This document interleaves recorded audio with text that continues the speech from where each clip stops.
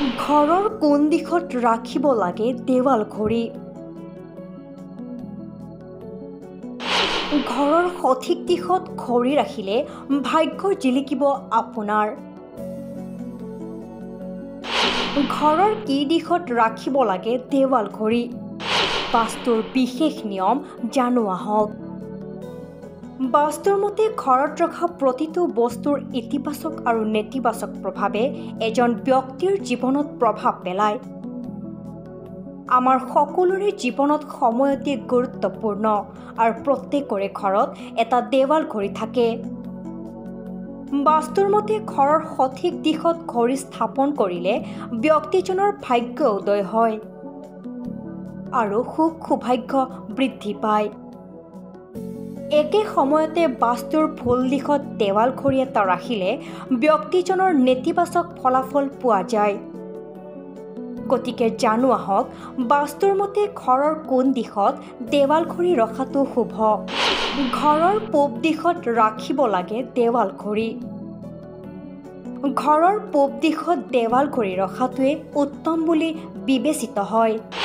ঘৰৰ দক্ষিণ দিশত বেৰৰ ঘড়ী ৰখাটো অশুভ।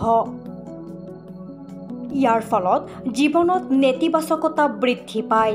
লগতে দুৱাৰৰ ওপৰত ঘড়ী ৰখাৰ পৰা বিৰত থাকিব লাগে। বাস্তু শাস্ত্ৰৰ মতে শোৱা কোঠাৰ বিচনাৰ সন্মুখত ঘড়ী ৰাখিব নালাগে। বিচনাৰ সন্মুখত যদি ঘড়ী থাকে তেন্তে বিচনাৰ প্ৰতিফলন ঘড়ীৰ ওপৰত পৰিব নালাগে। ইয়াৰ বেয়া প্ৰভাৱ পৰে। আনহাতে ঘড়ীৰ সময় সদায় সঠিক ৰাখিলে নেতিবাচকতা নাহিব আপোনাৰ ঘৰত। ঘৰত বন্ধ ঘড়ী ৰাখিলে জীৱনত বাধাৰ সন্মুখীন হ'বলগীয়া হয়। আনহাতে নীলা, কলা আৰু কেশৰ ৰঙত দেৱাল ঘড়ী ব্যৱহাৰ কৰিব নালাগে। বাস্তু শাস্ত্ৰমতে ঘৰৰ বেৰত থকা ঘড়ীৰ দিশটোৱেই নহয়, ইয়াৰ আকৃতিও বহুত গুৰুত্বপূৰ্ণ। ঘৰত ঘূৰণীয়া আকৃতিৰ ঘড়ী স্থাপন কৰিব লাগে। ইয়াৰ ফলত ধনৰ প্ৰৱাহ বৃদ্ধি পায়। শিশুৱে পঢ়া শুনাত মনোনিৱেশ কৰে আৰু কাম ব্যৱসায়ত অগ্ৰগতি হয়। গতিকে আপোনাৰ ঘৰত সুখ শান্তিৰে পৰিপূৰ্ণ হ'ব যদিহে এইকেইটা নিয়ম আপুনি মানি চলে। আপোনাৰ ঘৰৰ পৰা আঁতৰি যাব সকলো নেতিবাচকতা।